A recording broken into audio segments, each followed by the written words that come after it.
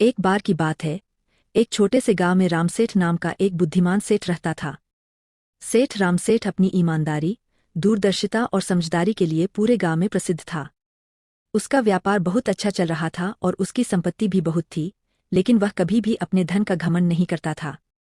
वह हमेशा लोगों की मदद करने और उनके हित के बारे में सोचने में विश्वास रखता था। एक दिन गांव में एक साधु आया। साधु बहुत ज्ञानी और तपस्वी था। सेठ रामसेठ ने साधु का स्वागत किया और उन्हें अपने घर ठहराया। साधु ने सेठ को आशीर्वाद दिया और कहा, तुम्हारे पास इतनी संपत्ति है, लेकिन क्या तुमने कभी सोचा है कि यह सब तुम्हारे बाद किसके पास जाएगा?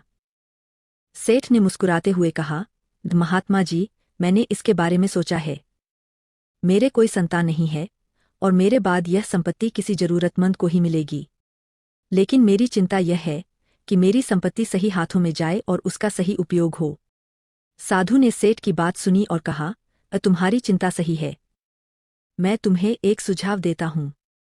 कल सुबह सूर्योदय के समय गांव के मुख्य चौक पर आओ।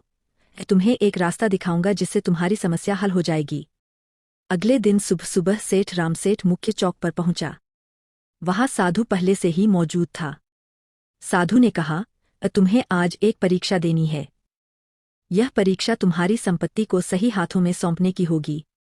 साधु ने सेठ को 3 आदमी दिखाए। पहला व्यक्ति एक युवा किसान था, जो हमेशा मेहनत करता था लेकिन उसकी फसल हमेशा खराब हो जाती थी। दूसरा व्यक्ति एक बूढ़ा शिक्षक था, जिसने अपनी जिंदगी शिक्षा देने में बिताई थी और अब अकेला था। तीसरा व्यक्ति एक व्यापारी था, जो हमेशा अपने लाभ के बारे में सोचता था और कभी किसी की मदद नहीं करता था। साधु ने कहा, इन तीनों में से किसी एक को चुनो और अपनी संपत्ति उसे सौंप दो। ध्यान रहे, यह चुनाव तुम्हारी समझदारी की परीक्षा है। सेठ रामसेठ ने कुछ समय सोचा और फिर युवा किसान को चुना।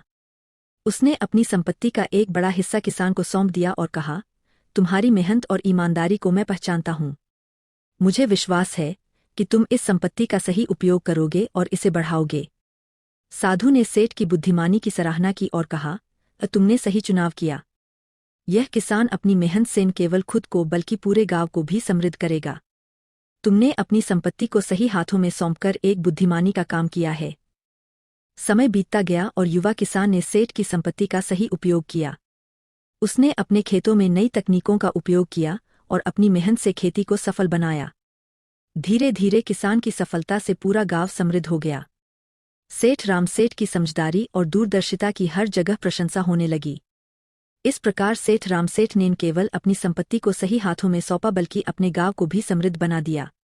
उसकी बुद्धिमानी और समझदारी की कहानियां पूरे क्षेत्र में प्रसिद्ध हो गईं और लोग उन्हें हमेशा एक आदर्श के रूप में याद करते रहे।